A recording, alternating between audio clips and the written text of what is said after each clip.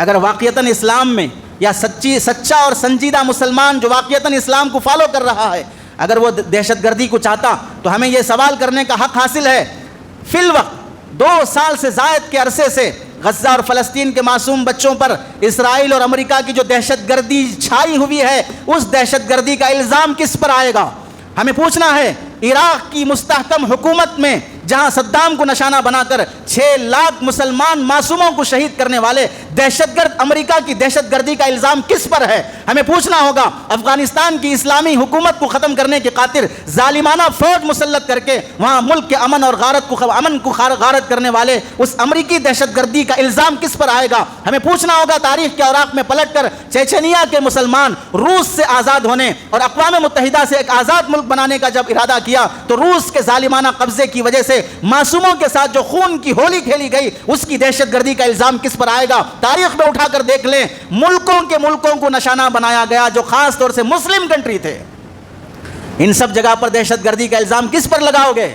اور آگے جاتے ہوئے اس ملک میں آزادی کے بعد سے لے کر اب تک ہزاروں فسادات ہوئے ہیں، ان فسادات میں جانیں بھی گئیں، عزتیں بھی گئیں، املاک بھی گئے، ان میں سب سے زیادہ مسلمانوں کی جانیں اور عزتیں اور املاک گئی ہیں، اس کی دہشت گردی کا الزام کس پر آئے گا؟ ہم پوچھ لیں، اگر بھاگلپور کے قتل عام کی دہشت گردی کا الزام کس پر ہے؟ ہم پوچھ لیں، میرٹھ کے محلہ ہاشم پورہ کے شہید ہونے والے مسلمانوں کی دہشت گردی کا الزام کس پر ہے؟ مراد آباد میں عین عید کی نماز کے موقع پر عیدگاہ میں ہونے والے خون کی ہولی سے عید کی نماز کے لیے آئے ہوئے مسلمانوں کی لاشیں عیدگاہ سے جاتی ہیں، اس دہشت گردی کا الزام کس پر ہے؟ جمشید پور کے بے قصور مسلمانوں پر جو دہشت چھائی گئی، وہاں پر مسلمانوں کا قتل عام ہوا، اس دہشت گردی کا الزام کس پر ہے؟ اور ممبئی کے خونریز فساد کا الزام جہاں پر بے قصور مسلمانوں کو نشانہ بنایا گیا، اس کا الزام کس پر ہے؟ اور تو اور گجرات کا وہ فساد جو سارے فسادوں کو فساد کی ماتم منانے پہ مجبور کر دیتا ہے، اس دہشت گردی کا الزام کس پر ہے؟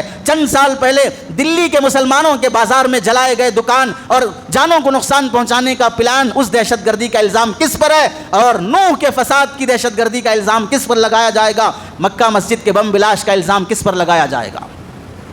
اٹھا کے دیکھ لو تاریخ، کہاں تمہیں مسلمان ملتا ہے ان سب جگہوں پر؟ اٹھا کے دیکھ لو تاریخ کہ کیا رپورٹ جمع کیا ہندوستان کے سی بی آئی نے اور ہندوستان کے ریسرچ سینٹروں نے کہ ان سب کے پیچھے کیا کسی مسلمان کا ہاتھ ہے یا مسلمان مظلوم بن کر شہید ہوا ہے؟ پہلگام کا واقعہ، اس میں کوئی انسان بلکہ کوئی مسلمان اس واقعے کو اچھا نہیں کہتا۔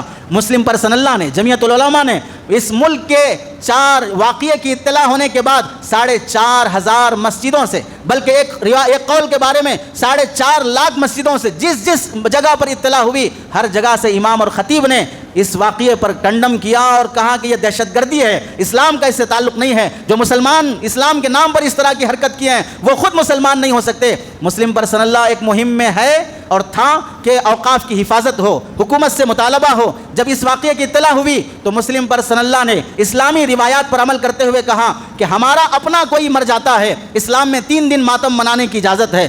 تو مسلم پرسن اللہ نے اعلان جاری کیا، 3 دن تک پہلگام کے مرنے والوں کا ماتم ہم مناتے ہوئے کوئی واقعہ، کوئی ریالی، کوئی احتجاج، کوئی جلسہ، کوئی میمورنڈم کچھ نہیں کریں گے۔ اب ہمارا مطالبہ پیچھے رکھ دیا جائے، ان مظلوموں کے مطالبے کو آگے کیا جائے۔ مسلم پرسن اللہ نے اپنے سارے پروگرام کینسل کیے۔